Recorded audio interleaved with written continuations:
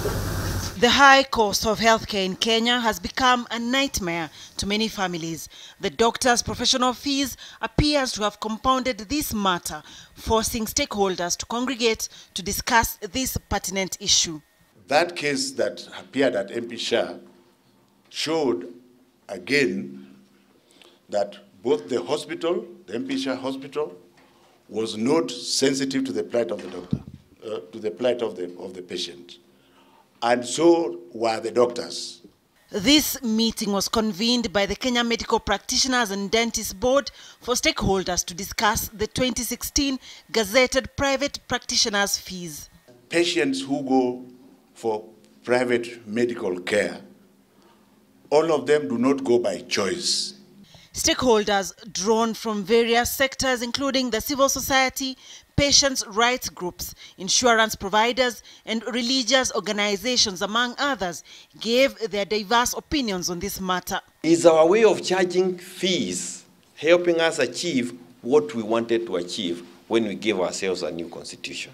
Not just the doctors, but the lawyers, the estate agents, the valuers, all of them, all professionals and all professional bodies. The doctor's cost in any treatment, in any healthcare in Kenya, the cost of doctors is very minimal compared to the overall cost of healthcare. I'm talking about issues of medication. I'm talking about hospitalization and so many other issues that need to be looked at. And that's the only way the government can achieve the universal health coverage. Other than the professional fees, medicines, diagnostics, and lodging costs in private institutions make up the medical bill, with almost half of the bill being attributed to medication. However, every 6 in 10 Kenyans seek healthcare in the public health sector, where these professional fees are not applicable. Please, before you charge your patient, ask your patient whether he or she has the ability to pay.